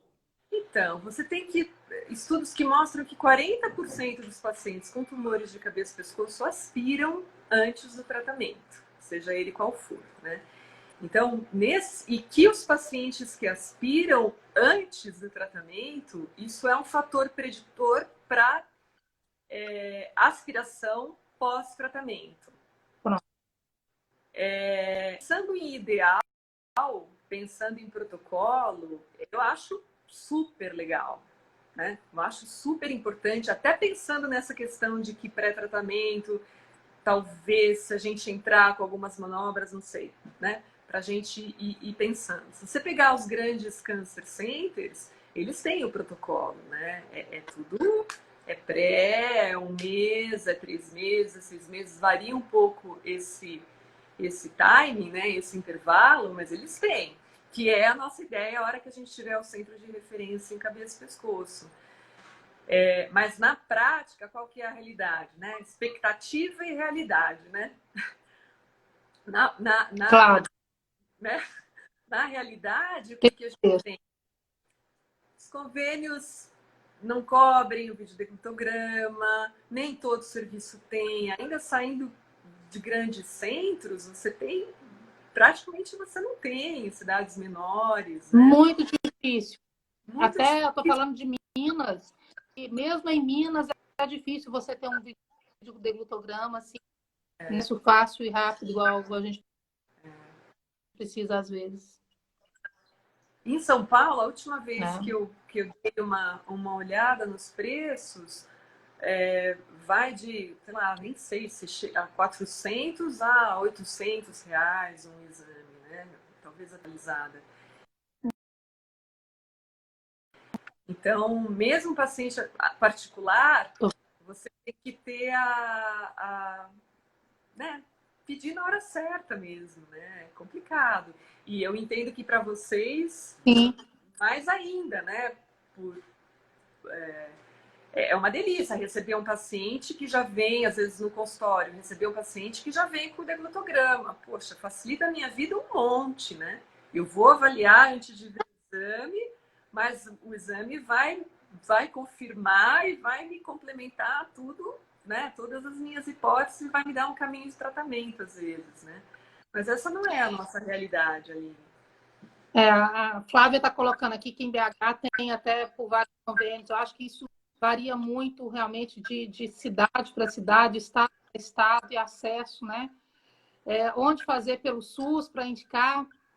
E acho que nem tem, né? Eu não sei, Beth, você sabe onde que. Onde que tem? Eu não entendi a pergunta. Onde, a Tati Ramos está perguntando se o SUS faz vídeo deglutograma. Faz. Acho que tem lugares que fazem. A gente faz pelo SUS, na Camargo também. Tem códigos que a gente consegue. Eu não lembro se são códigos próprios ou se são códigos adaptados que a gente utiliza. Mas tem, sim. Eu acho que esse retorno que as pessoas dão de falando que Manaus ou BH, isso é importante para a gente saber que realmente tem acesso. E saber utilizar, igual você falou, saber usar na hora certa, que vai adicionar e vai trazer valor para o paciente também, né? Não só no sentido acadêmico, né? Mas também no sentido de acrescentar alguma coisa na condução do tratamento dele. Sim. Né? Uma pergunta, agora uma outra, caminhando então para essa questão só um dos casos mais graves que um dos casos mais emblemáticos que eu já tive com fono, Beth. Tive um paciente, meu primeiro paciente de imunoterapia era um paciente com um tumor orofaringe recidivado. E esse paciente, ele teve acesso à imunoterapia na época, que tinha acabado de chegar no Brasil. E esse paciente, ele fez 2 cirurgias na língua.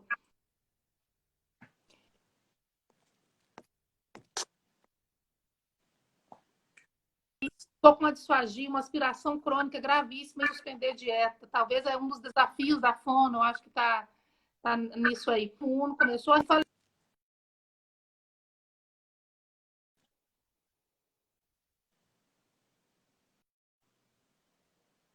Tá quebrando um pouco para mim. Voltou? Voltou. Então, esse paciente, porque a gente suspendeu a dieta dele, porque ele não podia engolir mais, porque a aspiração dele era muito grave, e ele faleceu por causa de uma pneumonia de respiração. Então, assim, esses desafios que a gente pega nos pacientes, às vezes, com aspiração crônica grave, realmente, acho que é onde que a gente mais sofre porque muitas vezes você não tem nem como ali voltar com a dieta para aquele paciente sem ser enteral e uma gastrostomia e realmente fica mais desafiador e mais complicado. E até o extremo de, por exemplo, um câncer de boca, orofaringe, ir para uma laringectomia total, né? Por objetivo funcional. A gente tem poucos casos, felizmente, mas às vezes é uma opção, né? Porque você vai dar condição de vida, de qualidade de vida, né? Mas são assim, não são raros, né, esses casos. Não são muitos, mas não são raros. A gente tem bastante casos, né? Quando você pega cirurgias expandidas ou protocolos com radioquímio mais agressivos, que junta com uma cirurgia agressiva, aí realmente os desafios são muito grandes. E todo mundo que trabalha vai ter caso que não reabilitou, né? Que é muito frustrante. Congelou de novo para mim. Esses casos que não caso, um paciente jovem.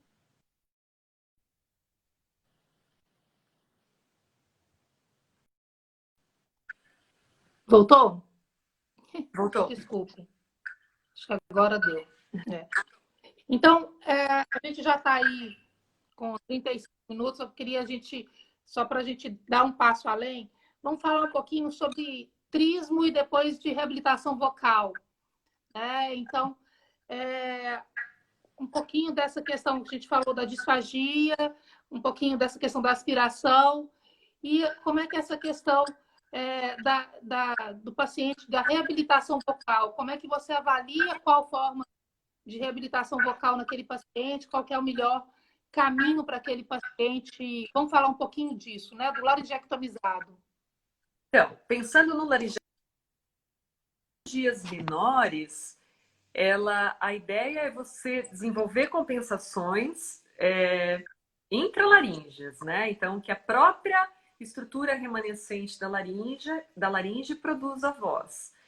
Então, por exemplo, se for uma cirurgia pequenininha na corda vocal, você consegue desenvolver uma compensação lógica mesmo, né? A corda vocal mesmo, com aquela corda vocal remanescente, ela consegue vibrar, às vezes com vozes muito boas, às vezes com vozes não tão boas, e aí a gente trabalha as outras estruturas, até a respiração, a projeção da voz, a ressonância, para compensar.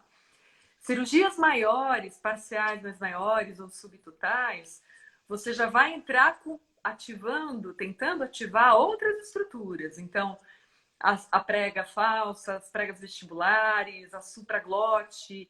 Tem paciente que vibra epiglote com aritenoide, né? Que ficam vozes roucas, às vezes, vozes graves, até parecidas com vozes esofágicas, mas que permitem a comunicação. O grande objetivo nesses casos acaba sendo, o grande objetivo é comunicação, é a funcionalidade da comunicação e não a estética, a qualidade de voz, que também, né, em alguns casos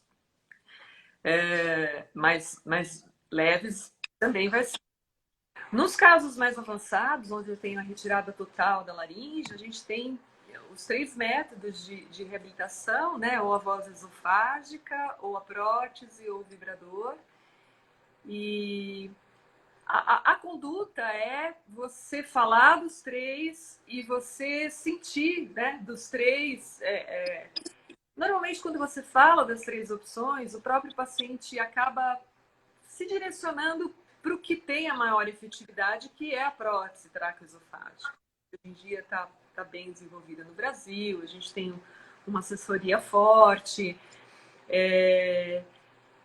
mas varia. A prótese aquela... Porque nós temos a laringe eletrônica, tem aquela prótese que é implantada, né? Que é a Provox, não estou fazendo propaganda, porque eu acho que só tem ela. Sim. Então, são as 2 principais que a gente tem hoje. E a voz esofágica, que ensina a voz esofágica. o paciente a usar o esôfago para produzir voz, né? A voz esofágica é uma excelente opção, só que ela é muito difícil, tecnicamente falando. Ela é muito difícil para um laringectomizado. Um laringectomizado irradiado, ela é mais difícil ainda. um faringo laringectomizado, ela é mais difícil ainda. Então, realmente, se você ficar focado só nela, você vai ter um monte de pacientes que não vão falar, né? Uhum. O vibrador laríngeo, a gente tem muitos pacientes que não aceitam. Assim, aí a gente tenta trabalhar, você olha, é feio? Ok. Você acha feio, você acha metálico, você acha robotizado, mas você não tem que pensar na beleza, você tem que pensar na comunicação nesse momento. Depois a gente conversa beleza. Porque às vezes o paciente vai colocar a prótese depois de alguns meses, por vários motivos. Esse tempo que ele vai ficar sem se comunicar, às vezes gera tanta ansiedade que vai atrapalhar toda a reabilitação lá na frente. Se ele tiver a forma de reabilitação, isso vai ajudá-lo. Então, vai, né, de não aceitar essa negativa para a laringe eletrônica e, né, transformar isso numa ação, pelo menos temporária, né? Não sei se era isso que a sua pergunta dos métodos. A taxa de sucesso com a prótese ela é altíssima, né? Então,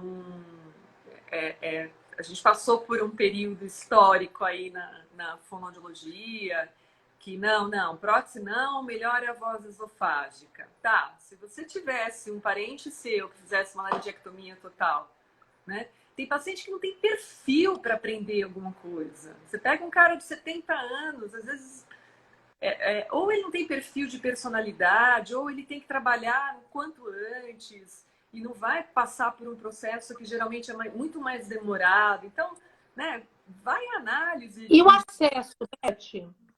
Oi? E o acesso à prótese?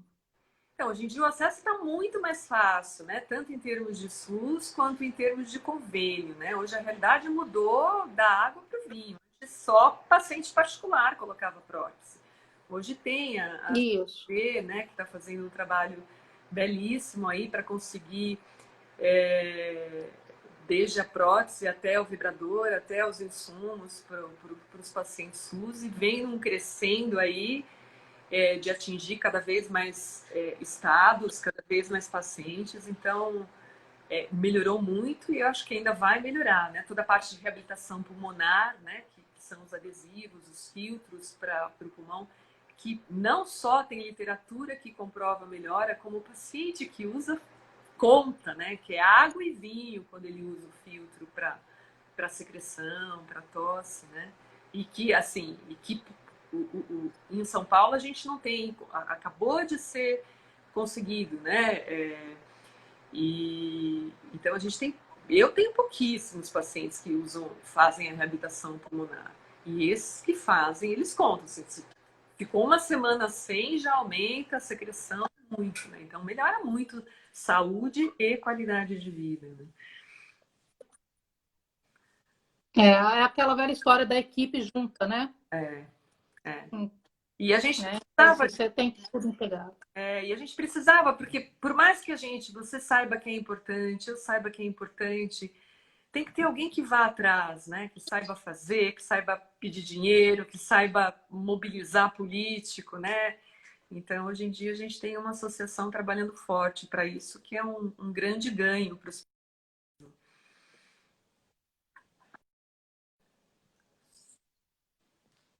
Conhece a CBG, né?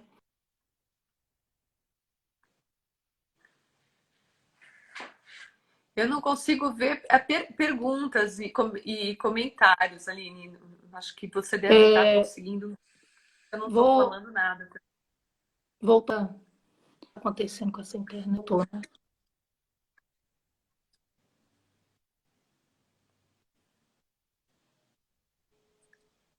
Pode fazer. Não estou ouvindo. Não, não, é porque na realidade tem muitos comentários no Instagram e não está ouvindo? Está ouvindo? Agora sim, mas não ouvi antes. Ah, tá. Não, então, só para. Eu estava falando do trabalho da CBG, né, que tá conseguindo fazer um trabalho muito bacana nesse sentido. E só uma curiosidade, a gente teve a oportunidade, o grupo há 2 anos atrás, nós fomos convidados a, a traduzir um livro que um médico americano, ele teve um câncer de laringe, fez uma laringectomia total. Ele é um pediatra e ele teve que adaptar a vida dele com essa laringectomia total. Então, foi uma coisa assim, é a visão dele de como viver com a laringectomia. Eu tive a oportunidade de conversar com ele já, e ele fala assim, ninguém tem noção que você vai tomar um banho, você não pode tomar um banho direito, assim. A forma de adaptação, para mim, foi muito... Esse livro, então, é um livro que está no site do GBCP, ele é traduzido já, a gente traduziu, eu e o Kowalski. Nós somos 4, se não me engano, eu, Kowalski, Guilherme, nós somos 4 que traduzimos no site, e é uma experiência, né? Que um médico, isso aí. Beth, voltando um pouquinho, é só para a gente falar de trismo. Trismo é uma coisa que é uma mudade, é um desafio para mim também, com trismo. Hoje você tem alguma coisa assim que, por exemplo, eu falo muito da questão do terabyte, que na época que eu estudei trismo, tinha uma história do terabyte que ajudava demais. Como é que você aborda trismo? O que ajuda o trismo hoje e tudo? Então, do ponto de vista de reabilitação, no Nossa Camargo a gente faz um trabalho em paralelo com os fisioterapeutas, né? Então, existe a abordagem fisioterápica, que eu não sou capaz de falar, e a abordagem fonoterápica. O ideal, Aline, embora a gente não tenha evidências, a gente tem o trismo, em cabeça e pescoço, a gente tem o trismo pelo tumor, né? Pela cirurgia e pela rádio, né? Então, dependendo da causa, da etiologia do trismo também, você vai ter, e do impacto disso, né, na articulação temporomandibular, você vai ter melhor ou pior prognóstico, né? Às vezes você tem limite, foi ressecado uma parte, ou a radioterapia foi super intensa, que necrosou a região. Então, tem casos que você não tem o que fazer. O que a gente vê, principalmente nos pacientes irradiados, embora não tenha evidência, que é a principal causa. Na verdade, na prática, o que eu vejo mesmo, o principal motivo, os pacientes com trismo, com impacto grande do trismo na qualidade de vida, a maior parte são os pacientes irradiados, né, nessa região. E, embora a gente não tenha evidências, a gente observa que se a gente conseguir ver esse paciente no pré-tratamento, a vida muda, né? Se ele passar a radioterapia fazendo exercícios simples de abertura e fechamento de boca, lateralização, de anteriorização da mandíbula, suaves, com acompanhamento, tudo, mas exercícios simples. A impressão que a gente tem, né? Só que é uma impressão de 25 anos, é de você chegar no final da radioterapia melhor, com menos impacto. Em disfagia, isso, a gente acabou não falando tanto de radioterapia. Em disfagia, a gente já tem clinical trials que, se você começar na radioterapia, no pré, no durante, você chega no pós melhor, né? Tem evidências que falam que não, mas, enfim, eu acredito fortemente que sim. E no trismo, eu acho que... Você começa a tratar antes a disfagia, nesse pré? No paciente irradiado, é que eu acabei focando as respostas para a cirurgia, mas no paciente irradiado, sim, no paciente irradiado, a ideia é você entrar com exercícios antes. O ideal, eu fico muito feliz quando eu pego um paciente antes de iniciar a primeira sessão mesmo da rádio. Por quê? Porque eu vou trabalhar com mobilidade das estruturas, né? Ele vai passar, antes de o primeiro sintoma, que é por volta do 15º dia, ele já tem um trabalho de mobilidade, ele já tem um trabalho de força, se por acaso ele perdeu peso aí no meio do caminho, tem um trabalho de conscientização, né, de todas as estruturas. Então, nesse sentido, é muito bem-vindo. E eu acho que o turismo é uma área que eu acho que muito bem. De questão de que ele é caro. Então, assim, fazer exercícios adaptados, eu orientei uma terapeuta com espátulas, com movimentos de abertura de boca, com resultados bem razoáveis, né? Bons. Então, a gente não tem. Assim, a gente fala que existe, para um paciente mais diferenciado, a gente fala que existe, mas são poucos, né? Os que acabam. Nosso maior público são pacientes de convênio, e o paciente de convênio também não tem grandes condições, né, de adquirir o E aparelho. você falou em relação à questão da disfagia, eu fiquei muito interessada nessa parte de exercícios pré-rádio, durante rádio. Você segue algum, por exemplo, do MD Anderson? Você segue alguma? E a outra pergunta que está aqui, para você, fono, faz muita diferença o tipo de radioterapia 3D e MRT? Sim, é bem diferente MRT do que a 3D, né? As sequelas funcionais são bem menores mesmo. E o protocolo, assim, infelizmente, a gente tem alguns programas estabelecidos de alguns autores e tem até estudos sobre isso. Mas, assim, eu tenho o meu programa. Eu acho que esses programas, inclusive que foram feitos, faltam exercícios que estão no racional da fisiopatologia, né? Então, a gente tem um programa, mas não existe um consenso, acho que é isso, não existe um consenso de um programa X que seja super eficaz e que não tenha outro né, que possa se somar. É que acaba também, a gente acaba individualizando, a gente tem um racional, um programa, mas a gente acaba individualizando, acho que isso também é um pouco coisa de brasileiro, né? A gente acaba adaptando. É o jeitinho brasileiro em tudo, né? Mas tem que entrar exercícios para paciente irradiado, principalmente se for junto com químio, tem que entrar exercícios de mobilidade, porque eu tenho a fibrose, é o grande componente aí de fisiopatologia que vai interferir. Então, se é a região, sei lá, de boca e laringe, entrar com exercícios de mobilidade, de amplitude dos movimentos de língua, de orofaringe, de laringe, pregas vocais. E o paciente irradiado é um paciente que vai fazer exercícios o resto da vida, né? Ele não pode jamais deixar de fazer exercício. É porque além da questão ainda você tem outras coisas como a xerostomia, outras coisas que dificultam. Então, se você não trabalhar junto ali, aí que vai dificultar mais ainda, né? Só algumas colocações. Eu não entendi a Tati perguntando pensando em prognóstico para fono, referente à rádio, qual melhor? Realmente não sei o que é. A pergunta eu não entendi.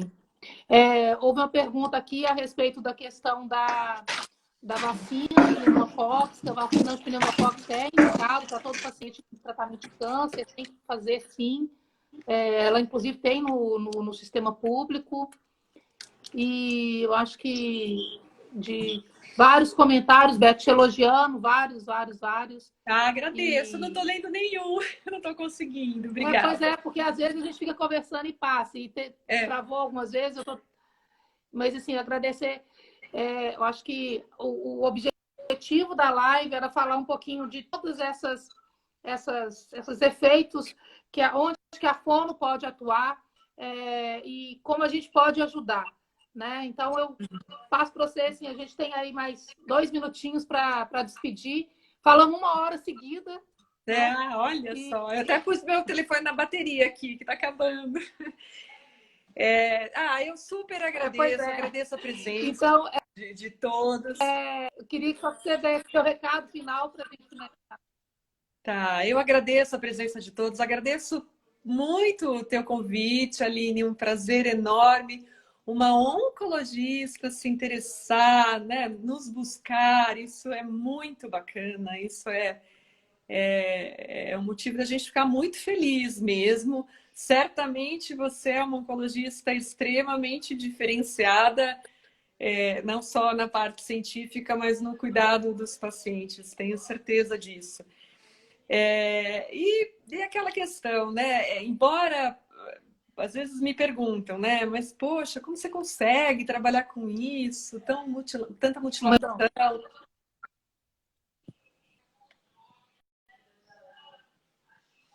Acho que cortou. Acho que cortou. Eu não te ouvi, Aline. Você está indo? Tá me ouvindo, Aline? É cortar.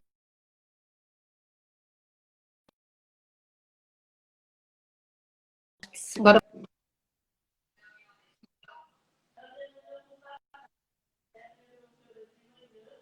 todo mundo coloca, né? Como é que trabalhar com câncer de cabeça e pescoço? Ah, é mutilado, tá cortando. Tem a mutilação, né? Como você consegue trabalhar, mas assim, obviamente, a gente não reabilita uma série de casos aí, mas reabilitar, fazer um paciente voltar a comer, fazer um paciente voltar a falar, é muito gratificante, né? E essas estruturas de cabeça e pescoço e tanto os cirurgiões quanto os oncologistas cada vez mais entendendo e focando também na qualidade de vida, nas sequelas, a gente consegue reabilitar a grande maior parte, né? A verdade é essa. Então é um prazer enorme, é um desafio, mas é uma gratificação muito grande trabalhar nessa área, né? Parabéns pelo trabalho maravilhoso que você faz. Aline, eu que agradeço, querida.